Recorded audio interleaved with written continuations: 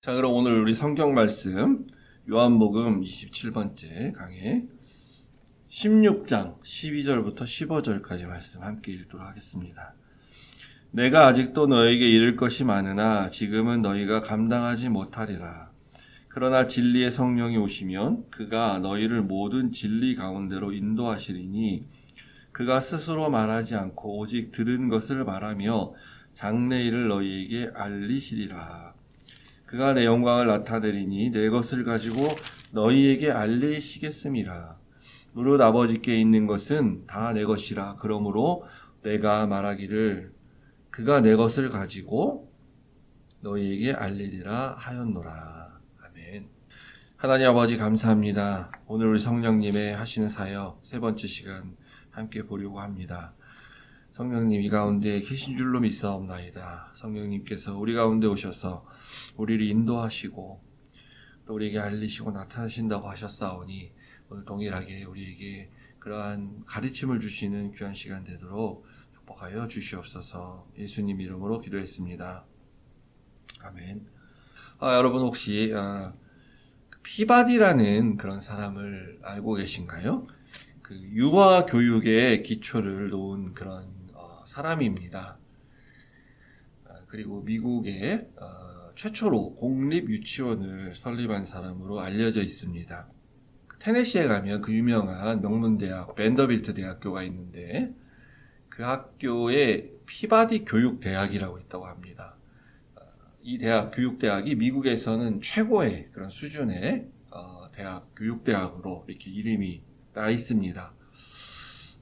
이 피바디라는 사람이 설립을 한 건지 아니면 그 이름을 따서 만든 건지 제가 모르겠는데 그만큼 교육에 있어서 큰 영향을 미쳤던 사람이죠. 근데 이 분과 여자분인데 이분과 얽힌 유명한 그런 예화가 하나 있습니다. 어느 날 이제 박물관에 방문을 하게 됩니다. 근데 어떤 한 여인이 제대로 걷질 못하고 우리말로 하면 이제 좀 안진뱅이와 같은 그런 모습으로 그 박물관에 이제 전시되어 있는 그림과 유물들을 이렇게 돌아다니면서 안진뱅이처럼 그냥 뭐 약간 기듯이 또 이렇게 막 이렇게 앉아서 움직이는 그런 사람을 박물관 관리하는 분이 이렇게 보게 됩니다. 그래서 저분은 참 너무 안 됐다, 너무 힘드시겠다, 좀 불쌍하다 이런 생각을 가지고 있었는데 이 여성분이 이제 쭉 다 돌아보더니 나가실 때 갑자기 벌떡 일어나서 나가시는 거예요. 그래서 이 관리원이 너무 신기해서 아니 당신은 다리가 멀쩡한 사람인데 왜 그렇게 하고 다녔냐 했더니 이분이 이제 초등학교 교사인데 자기가 내일 우리 학교 학생들이 우리 2학년 학생들이 여기 견학을 옵니다. 근데 애들이 이렇게 키가 작으니까 애들 눈높이에서 애들의 키의 수준에서 이 유물들, 그림들을 보면 걔네들 눈에는 이게 어떻게 보일까? 라는 게 자기가 궁금해서 미리 내가 지금 답사러 온 겁니다.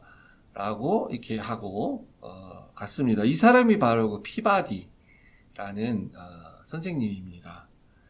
그래서 그 오늘날, 그 소위 말해 눈높이 교육이라는 것을 아마 이렇게 좀 처음 시작한 그런 분으로 알고 있습니다. 즉, 교육받을 수 있는 사람의 수준에 맞춰서 그 수준에 맞춰서 교육하는 그런 이론이죠. 지금 오늘날 보면 뭐 너무 다 당연하고 우리가 당연히 그렇게 알고 있죠. 아이에게 가르칠 때는 아이 수준에 맞춰서 가르쳐야 되는 거지 아이한테 우리가 생각하는 거를 막 우리가 아는 단어를 사용해서 그렇게 교육을 할 수는 없지 않습니까?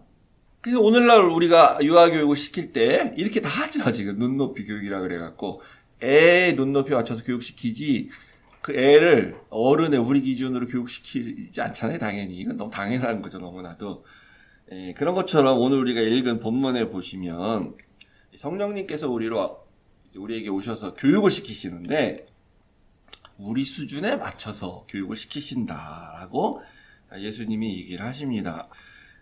예수님이 뭐라 그러셨냐면 내가 아직도 너에게 할 말은 많고 가르칠 게 많은데 근데 지금은 너희가 감당할 수가 없다. 그래서 내가 말하지 않는다. 그럼 언제 그걸 배우게 되냐? 나중에 성령님이 오시면 그 성령이 교사가 돼서 너희들에게 내가 다 가르쳐주지 못한 그것을 가르친다라고 말씀하시는 겁니다. 그러고 보니까 지금 제자들이 조금 한계 상황인 것 같아요. 좀 이게 13장부터 이렇게 쭉 보면요, 지금 굉장히 긴 설교를 듣고 있고요. 그 다음에 그 앞에 뭐 있었습니까? 세족식 하고 나서 성찬식 하는데 이제 너희 중에 나 한 명 팔 거라고 예수님 얘기하시고 예수님 죽으신다 그러고 뭔가 분위기 되게 이상하죠 지금.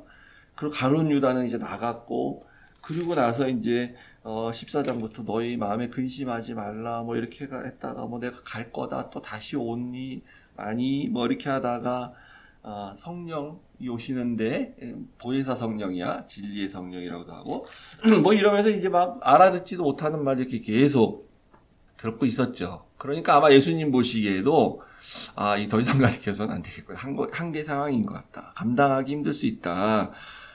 그리고 우리가 봐도 좀 그런 것 같아요 지금. 그래서 이제 너희들에게 내가 그만 가르칠 거고 나머지 부분들은 이제 성령이 오시면 가르칠 거다 이렇게 말합니다. 그래서 실제 우리가 교회 생활에 있어서도 똑같은 것 같아요. 이 말씀이 그대로 적용돼요. 교회에서도 감당하지도 못하는데 너무 많은 걸 배우라고 하면 이제 힘들죠. 그죠? 그리고 섬기는 것도 너무 많이 섬기게 몰아붙이면 너무 힘듭니다. 그 서울에 유명한 목사님 계신데 누구라고 말은 하지 않겠습니다. 설교를 막 3시간씩 해요 주일날. 교인들은 그래도 앉아서 들어 다. 근데 이제 3시간으로 딱딱 또 정해져 있으면 상관이 없는데 어느 날은 뭐 2시간, 어느 날은 막 4시간 막 이렇게. 그러면은 교회가 커서 1부 예배, 2부 예배, 3부 예배 있어가지고 정해진 시간이 딱 끝나가지고 빨리 가야 또 차들이 들어가고 주차하고 또 다음 예배 정확히 드리고 그럴 거 아니에요. 근데 이제 이분이 설교하면서 계속 새롭게 생각나고 이랬으면은 그냥 계속 그 말씀을 하신 좀 스타일이에요. 원고에 이렇게 딱 준비해서 딱 끝내는 게 아니라 워낙 공부도 많이 하시고 박식 하시고 또 달병 가시고 그래서 들으면 재미도 있고 그래요. 그러니까 막 계속 연결해서 막 이렇게 하세요. 그러면은 이거 3시간이 아니라 5시간, 6시간 해도 막 은혜가 되는 사람이 있을 수 있고 또 아닌 사람이 있죠, 사실. 다 똑같을 수가 없죠. 힘든 사람이 있습니다. 그러니까 나는 왜 안 될까? 이렇게 생각하실 필요 없어요. 다 자기가 수용할 수 있는 만큼만 자기가 그냥 이해하시면 됩니다. 성령님도 그렇게 하길 원해요. 예수님도 지금 그러시고. 각 사람마다 아직까지는 다 다르게 그냥 적절하게 가르치고 이해할 수 있는 만큼만 이해하고 다 이해하지 못해도 괜찮다 이렇게 생각을 하시면 됩니다. 그럼 언제 우리가 좀 더 많이 이해하고 좀 더 이제까지는 알지 못했던, 지금은 들어도 도저히 무슨 말인지 모르겠고 하는 것을 언제 알 수 있게 되느냐 하면은 예수님 말씀하시기를 진리의 성령이 오시면 그때 가능하게 된다라고 말합니다. 그 진리의 성령님의 별명이라고 할까요? 특성이라고 이렇게 불리는 것 같은데 예수님은 보혜사 성령이라고 말씀하셨다가 또 언제는 진리의 성령이다 또 이렇게 얘기를 하십니다. 그래서 제가 지난번 2주에 걸쳐서 말씀드렸죠. 보혜사 성령으로 오셨을 때 성령은 세상에서 정죄받은 예수님, 피고가 되어 있는 그 예수님 세상 법정에서 예수님을 변호하는 변호사로서 예수님이 무죄인 것을 증명하는 그런 역할을 하는데 거기에 증인으로 우리를 부른다. 그러니까 우리가 증인으로서 잘 대답해야 된다라는 말씀드렸고요. 또 그 똑같은 성령님인데 세상을 향해서는 책망을 하세요. 그때는 세상이 하나님의 법정에서 피고가 됩니다. 그러니까 세상이 유죄라는 거를 이 성령이 드러내게 돼요. 그러니까 이때는 성령님이 이제 오늘날로 치면 검사 같은 그런 역할을 합니다. 그래서 우리를 또 증인으로 불러요. 검사의 증인으로서. 그때는 우리가 세상이 유죄인 걸 증명해야지 증인으로 나가가지고 나는 세상과 참 친해요. 난 세상에서 살고 있기 때문에 나는 너무 세상적인 사람입니다. 라고 하면 그것이 바로 믿음 없음을 고백하는 그런 증인이 돼버리죠. 그러면 세상이 유죄가 돼야 되는데 세상이 무죄가 돼서 세상은 아무 책임이 없고 결국은 모든 책임은 내가 죄인으로서 지게 되는 거죠. 근데 오늘 이 성령님은 이제 그런 역할이 아니라 아까 말씀드린 것처럼 오셔서 가르치는 역할을 하세요. 그러니까 다른 말로 하면 제자 훈련시키는 그런 걸 하시는데 이제 첫 번째 진리 가운데로 인도하실 것이다 라고요 하고, 두 번째 장래일을 너희에게 알리실 것이다. 그리고 그분은 내 영광, 그 예수님의 영광을 나타내는 일을 하신다. 그렇게 말하고 있습니다.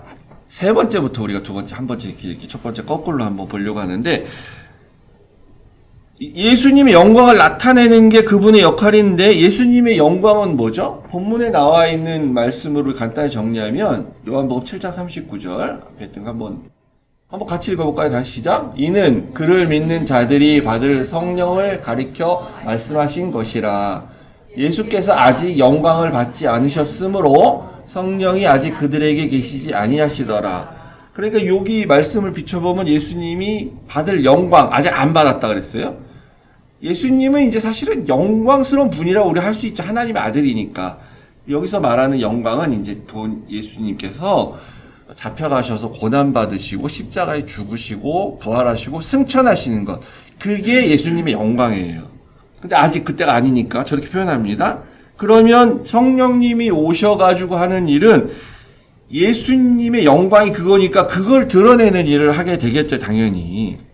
그래서 예수님은 이렇게 영광 받으신 분이야, 이렇게 말하는 건데, 여러분 혹시 이렇게 성령 집회한다 이런 거 보신 적 있어요? 가보신 적 있어요? 보시거나 그런 내용을 가보셨거나, 또 혹은 우리 교회 오늘 성령이 임하셨습니다, 성령이 충만합니다, 오늘 무슨 이제 철야 기도를 하는데 우리 교회 성령 충만했습니다, 이렇게 얘기하는.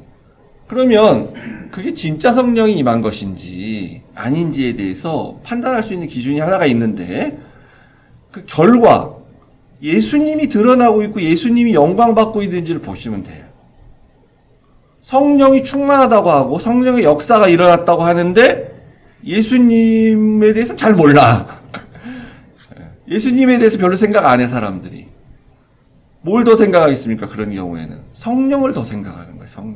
성령이 무슨 기적을 일으켰는지, 성령이 그 역사하신다고 했을 때, 충만하다고 했을 때 우리 가운데 무슨 일이 일어났는지. 나 방언 막 했고요. 불 같은 게 보였고요. 병자가 일어났고요. 이렇게. 그런 말 물론 할 수는 있어요. 그런 현상이 일어났을 때. 근데 그리고 나서 궁극적으로 더 널리 알려줘야 될 건 뭐겠어요? 예수님이 드러나야 되는 거거든요. 예수님이 영광이 드러나야 되는 거예요.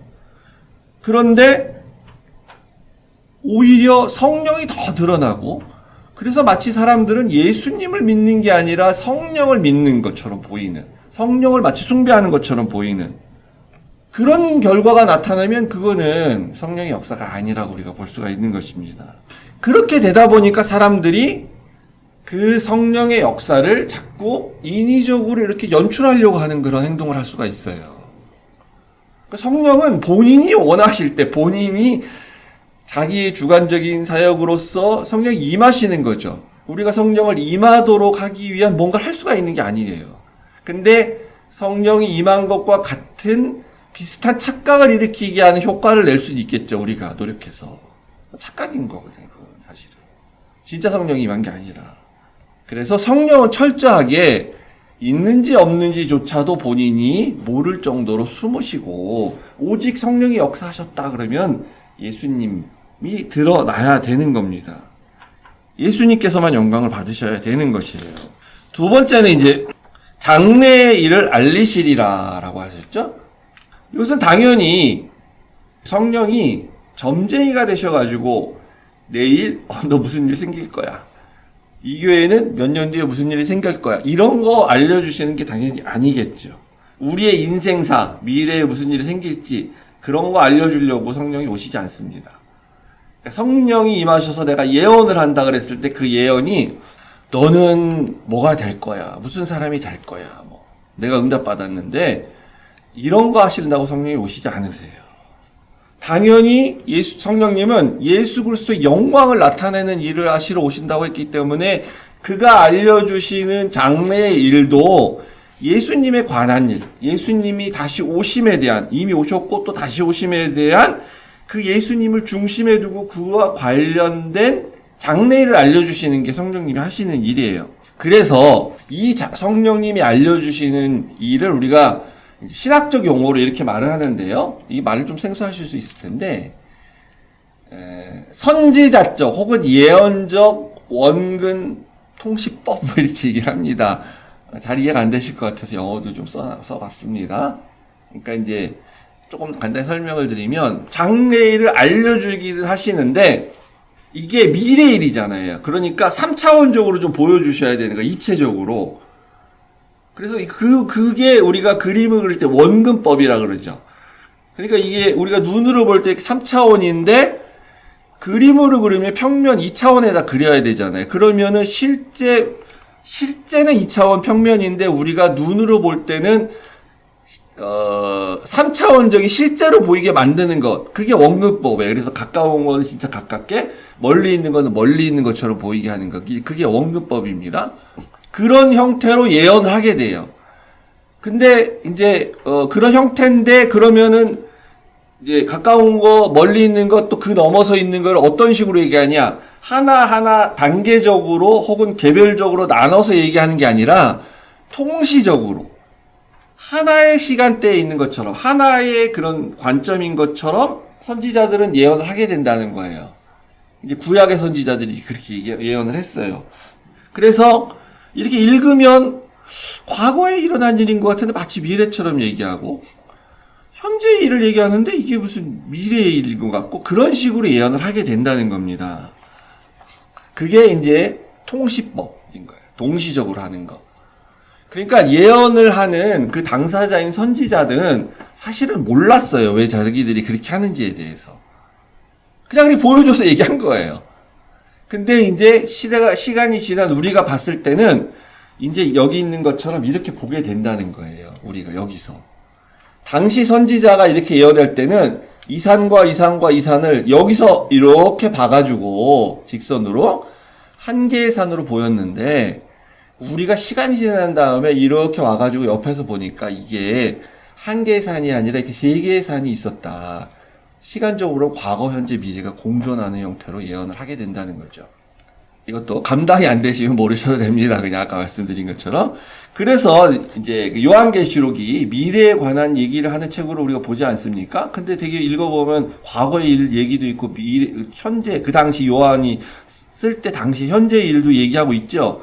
그래서 현재적인 측면에서 보면 로마 제국에 대한 그 얘기를 하는 것처럼 보이고, 미래적인 관점에서 보면 세상 종말에 대한 얘기를 하는 것처럼 보이고, 또 과거에 예수님 당시 있었던 거에 대한 얘기를 하는 것도 보이고, 그런데 또 통합적으로 보면 그래서 다 하나가 연결되어 있는 것처럼 또 보이고, 요한계시록이 그러는 거예요. 그래서 뭐라 그랬냐면은 사도 요한이 이런 말 쓰지 않습니까? 하나님 말씀하시는데 내가 지금부터 너한테 뭘 보여줄 건데, 지금 내가 본 것과 과거죠. 그러니까 말한 순간이 지났으니까 지금 이제 있는 일과 현재와 장차 될 일을 기록하라. 과거, 현재, 미래로 각각 기록하는 게 아니라 아까 그런 통시적인 관점으로. 그래서 성령이 와서 알려주실 때 그 알려주시는 장래 일이 현재 일처럼 보이는데 미래를 얘기하는 것일 수도 있고, 어쨌든 중요한 거는요, 예수님에 관한 얘기를 해주는 거예요. 우리의 그 미래사, 나의 인생, 내가 뭐가 될지 그런 얘기 해주시는 게 아닙니다, 전혀.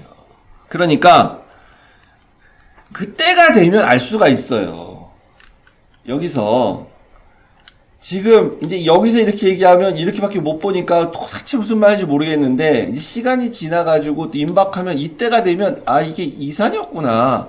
이때 와서 시간이 지나서 이 순간은 퓨처지만 시간이 지나서 여기 내가 와 있으면 이게 이 말이었구나 라고 알게 되고, 그러면 앞으로 다가오진 미래도 다가오지 않은 미래도 예측 이렇게 할 수가 있게 되는 거 아니겠어요? 그러니까 그때가 가서 되면은 다 알 수가 있어요. 뭐 성경에서 말하는 게 미리 알려고 하니까 우리가 모르는 거야. 미리 알려고 하니까. 그래서 요즘 말로 하면 그냥 다 알려고 하지만 알면 다쳐 이렇게 되는 거예요. 근데 사람들이 다 이런 데 관심이 있죠. 장래 일에 대해서 종말에 무슨 일이 있을까? 이런 거에 관심이 있어요. 성경에 말씀하시는 구원의 조건은 우리가 예수님을 구주로 믿는 게 구원의 조건이에요. 예수님 믿으면 구원받아서 천국 가는 거예요. 그래서 그러고 나서 이제 예수님 믿음에 믿는 믿음에 합당한 그리스도인의 삶을 살면 돼요. 종말에 무슨 일이 있든지 아무 상관없이.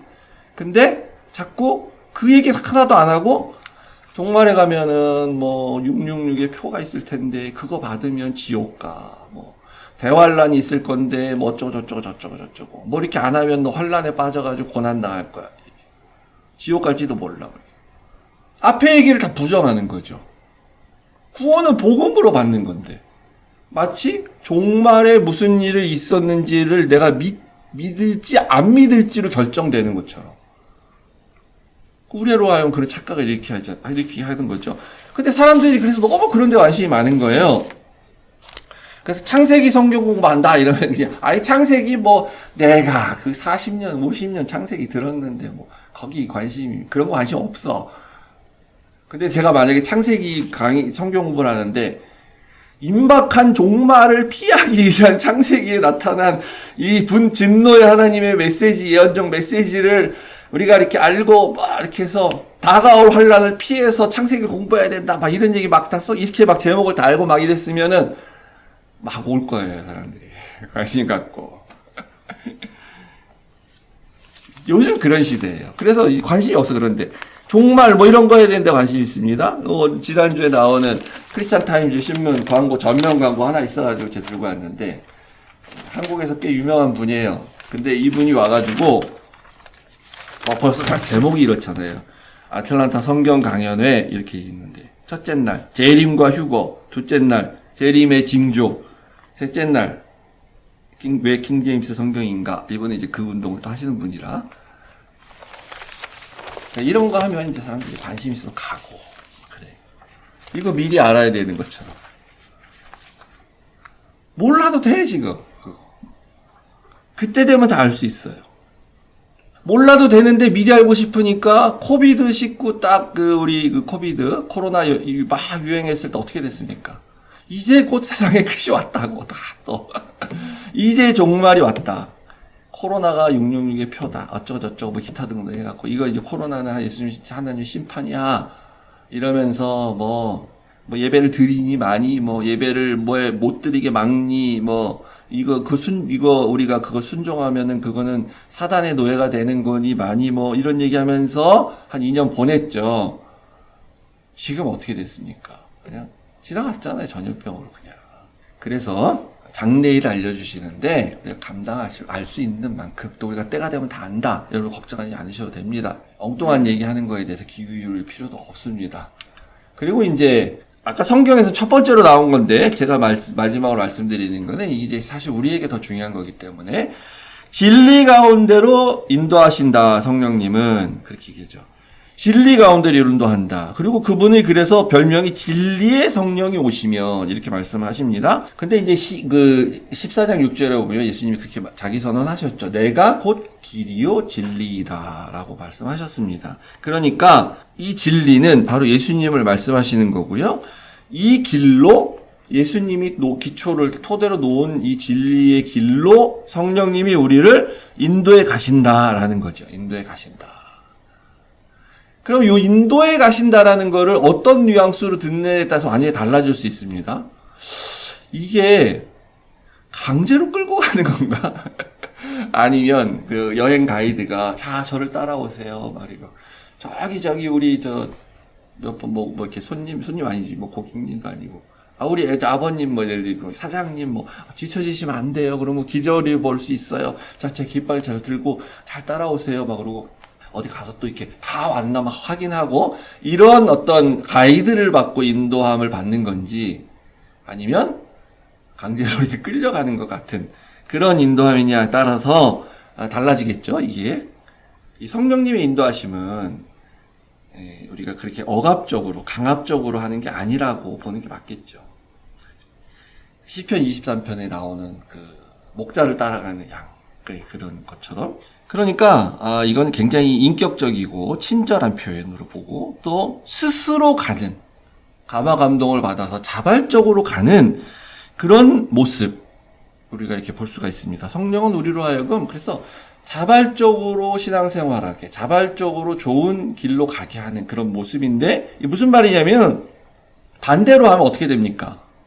약간 강압적인 교회, 약간 강압적인 신앙생활, 반강제적인 약간 그런 거. 헌금 안 하면 지옥 가. 이렇게 한다든가. 주일날 빠져?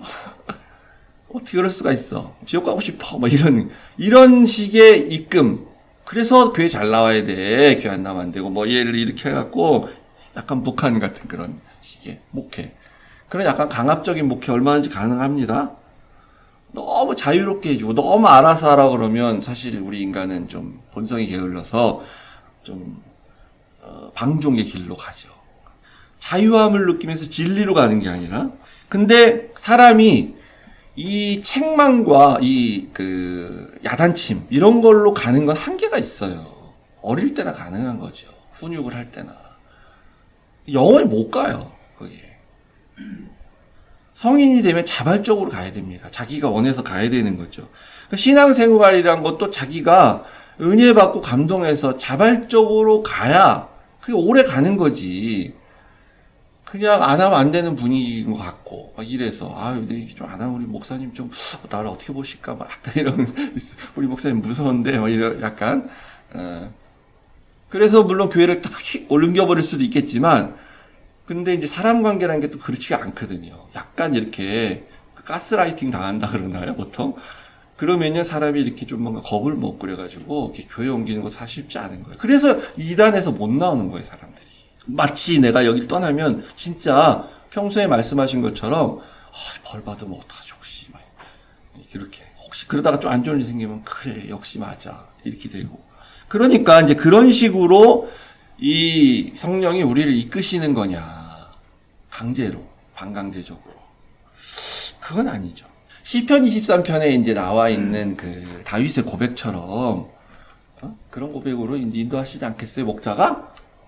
여호와는 나의 목자시니 내게 부족함이 없으리로다 하면서 그가 나를 푸른 풀밭에 누이시며 그래서 야 여기서 빨리 이제 여기서 많이 풀 뜯어 먹어라 이렇게 하지 시간 다 됐어 빨리 그만 못 먹은 놈들 다 나와 그렇게 딴 데 데려가고 이러지 않는다는 거예요.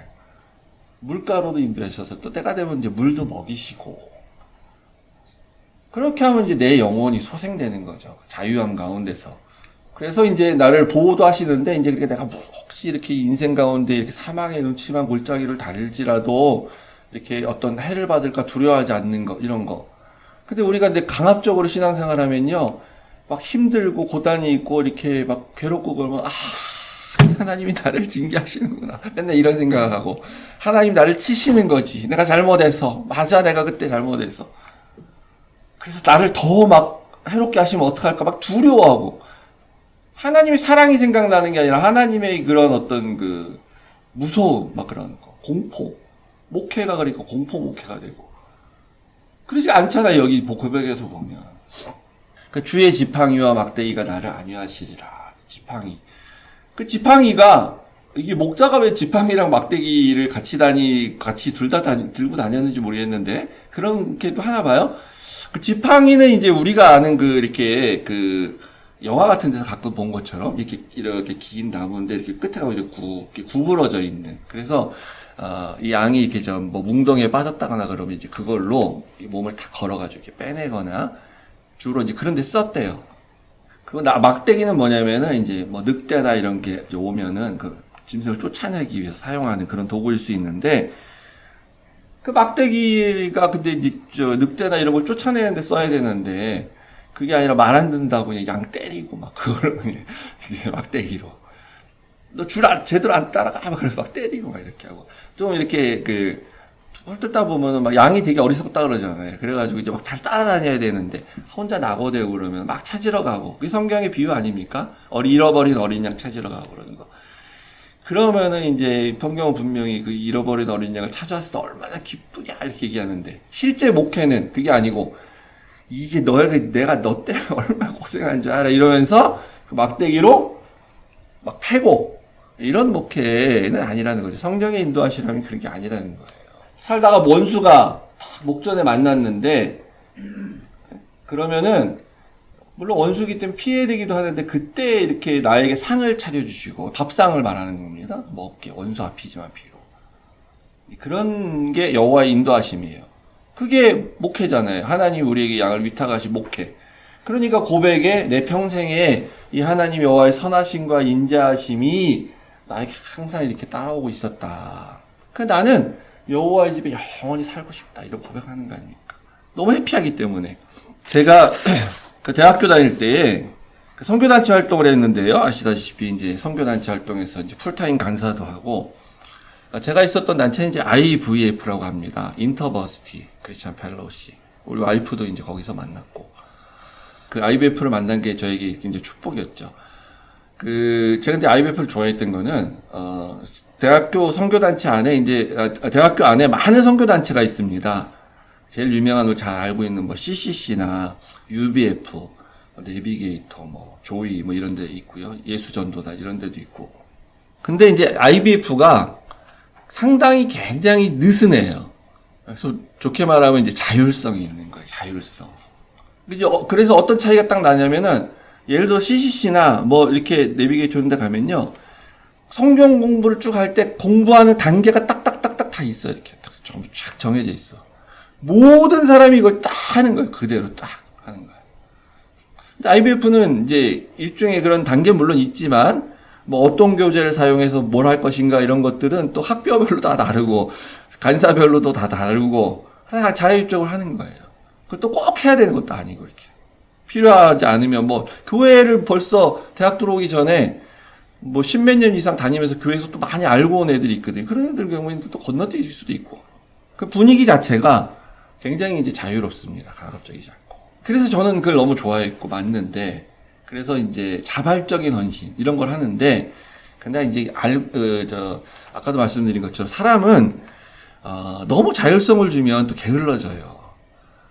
그래서 내가 학생일 때는 참 좋았는데 막 뭐라고 안 하고 그러니까 제가 이제 간사가 돼가지고 학생을 지도할 때는 이제 그게 너무 답답한 거예요. 그러니까.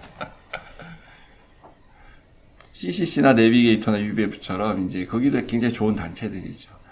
약간의 이건 좀 약간 반강제적인 그런 좀 트레이닝 코스 뭐 해서 이렇게 딱딱딱 해야 되고 안 하면 안 되고 이렇게 해야 이게 좀 빨리빨리 되고 이렇게 일사불란하게 좀 되고 말이죠. 전도도 하고 그럴 텐데 IBF는 그게 안 돼. 그러니까 학생 때 나도 그렇게 안 했는데 뭐 갑자기 학생들도 내가 그렇게 가르친다는 것도 말도 안 되고 그랬습니다. 그래서 근데 저는 이제 하여튼 그게 IBF가 그래 제일 참 좋았는데, 근데 교회도 이제 그럴 수가 있어요. 그래서 교회도 목회를 선교단체 하듯이 교회를 그렇게 하면 그런 교회들은 막 눈빛이 막 살아 있어요. 진짜 가보면은 교인들이 정말 일사불란하고 그런 교회 가가지고 뭐 강사로 설교 한번 하면 막 반응도 바로바로 오고 막. 아멘 막 이렇게 하고 뭐 하라는 얘기 아닙니다. 근데 이제 달라요 벌써. 예, 군대처럼. 그렇지 않은 교회 가면은 듣고 있는 건지 뭐 딴 생각 있는 건지 그런 것도 있고 답답하죠. 느리고 다 뭐가 옳고 그르다기를 떠나서 자기가 맞는 뭐 그런데 이렇게 있으면 돼요. 근데 제가 추구하는 거는 제가 IBF에서 그랬던 것처럼 제가 추구하는 건 목회도 자율적으로 자발적으로 스스로가 알아서 하는 그런 신앙생활. 그 대신에 이제 성령님의 인도하심이 이렇게 아주 엉뚱한 길로 빠지지 않게, 아주 잘못된 곳으로 가지 않게, 그렇게 양을 보호하고 인도해 가는 거잖아요. 진리의 길로서. 그리고 잡아먹으려고 오는 늑대나 이러한 그런 이단의 세력이나 이런 데서 이제 보호해주고, 잘못됐다고 가르쳐주고, 이런 엉뚱한 데 가지 마라. 알려주기도 하고. 이러면서 본인이 그래서 성령의 은혜를 받고 깨닫고 예수님 만나서 예수님의 사랑을 경험하고 그래서 예수님 말씀에 따라 살고 실천하길 원하고 그러면서 또 남을 위해 섬기고 남을 위해서 내가 수고하고 살아야지. 그리고 하늘나라 가야지. 어떻게 내가 바다만 먹고 가겠냐? 뭐 이런 생각하면서 본인이 또 열심히 섬기면서 그리고 신앙생활 하다가 그죠? 집사도 되고 그리고 또 이제 장로도 되고 그런 어떤 신앙생활 하도록 그런 목회를 해야 되겠다. 그게 좋은 거고 이렇게 이제 생각을 합니다. 저는. 좀 늦는 것 같아도. 근데 그렇지가 않고 이렇게 내가 뭐 장로이기 때문에 내가 무슨 집사이기 때문에 어떤 직분을 맡은 사람이기 때문에 교회 생활하는 게 너무 그게 자기의 중심이고 크면 자칫 잘못하면 그게 이제 율법적인 그런 신앙생활이 될 수 있는 거예요. 스스로가. 율법적으로 살라고 하지 않는데 교회 분위기도 그렇고 목사님도 그런 거 너무 강조하고 또 자기 그런 거 맡은 사람이고 그래서 신앙생활 열심히 하게 되죠. 근데 나중에 어떻게 하다가 무슨 일이 있어서 이제 뭐 예를 들어서 장로지만 다른 교회 가면 그 교회 가면 장로 아니잖아요. 그냥 뭐 아무것도 장로라고 불러는 줘도 그냥 저기 일반 교인하고 똑같이 다니는 거죠. 그죠? 그리고 어떤 역할하고 있다가 내려놓으면 이제 하지 않게 되죠. 그때 그러면은 그랬을 때도 자기가 동일하게 그 전에 장로 할 때와 안 할 때와 상관없이 그 전에 내가 찬양 인도자로 그 전에 내가 성가대로서 봉사하고 교회 생활할 때와 별다름이 없이 지금 안 하고 내려놨다 할지라도 똑같이 내 마음이 전혀 변함이 없이 일관되게 신앙생활하면 그 사람 자율적으로 신앙한 사람이에요. 그런데 갑자기 그런 게 없어지면 갑자기 무슨 뭐 누구한테 상처받았다 그러면 갑자기 뭐 목사님이 무슨 뭘 했더니 목사님한테 실망해서 어떻게 목사님 저럴 수 있냐 이러면서 갑자기 무슨 일이 있어가지고 뭐 자기가 하던 그런 것들이 없어지고 다 내려놓게 되면 그때 이 사람이 교회 다녔던 사람인지 옛날에 다녔다고 하는데 아니 뭐야 도대체가 거품이 다 빠져있는 그런 사람이면 그건 이제 그 뭐랄까요 이 시편 말씀을 비춰보면 그 지팡이와 막대기를 이렇게 맞아가면서 신앙생활 해온 그런 사람인 거죠. 강제로 이끌려가는 인도함을 받아서 온 게 아니라 혹시 자기가 그런 사람이면 자기가 바닥까지 한번 내려가 봐야 돼요. 자기 거품이 완전히 다 빠지고 내가 정말 어떤 사람이구나. 내 신앙이 원래 내가 이런 사람이었는데 내가 이때까지 착각하고 살았구나. 내가 무슨 역할을 하고 있었기 때문에 내가 좋은 사람인 줄 알고 내가 착각하고 살고 있었구나. 그래야 그때 이제 기도하고 부르짖으면서 하나님께 인도함을 구하고 성령님의 이 감화 감동하기를 구하고 그래야 제자리로 돌아올 수가 있는 것입니다. 정확한 영적 진단을 그때 해볼 수가 있는 것이에요.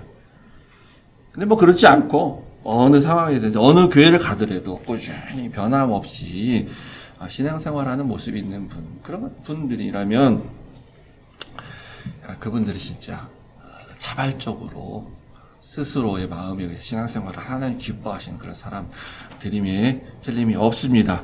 우리 성도님들, 우리 한신학교 성도님들은 뭐 그런 분 안 계시고요. 제가 늘 자주 얘기하지만 밖에서 그런 사람 너무 많이 봅니다. 밖에서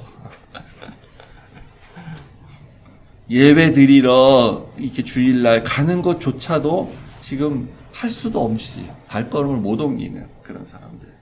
그리고 무슨 얘기해 보면은 예전에 제가 교회에서요 모두 했고요 이런 얘기하는 사람들. 그런 사람들이 강제로 끌려서 신앙생활을 한 사람이 아닌가 생각을 해보게 됩니다. 성령이 오시며 우리에게 우리를 이렇게 인도하시고 또 알려주시고 예수 그리스도의 영광을 나타내시는 그런다고 하셨는데 우리 성도님 모든 삶에 이러한 성령님의 역사하심이 두드러지는 그런 일이 있기를 축복합니다. 뭐 방언하고 뭐 이런 거 안 해도 됩니다. 전혀. 무슨 뭐 신비한 경험 이런 거 안 해도 됩니다. 그게 성령의 역사, 성령의 인도하심이라 할지라도 그는 일시적인 거고 중요한 포인트가 아니에요. 중요한 거는 우리 이렇게 인도하신다. 나 인도받고 있구나. 장래일을 우리가 알려주셔서 예수님이 장래에 무슨 일 하실 것인가 깨닫게 해주시는구나. 그래서 성령의 역사하시니까 그리스도의 영광이 더 드러나고 있구나 하는 그것을 경험하는 것, 이게 진정한 성령 체험임을 믿으시기 바랍니다.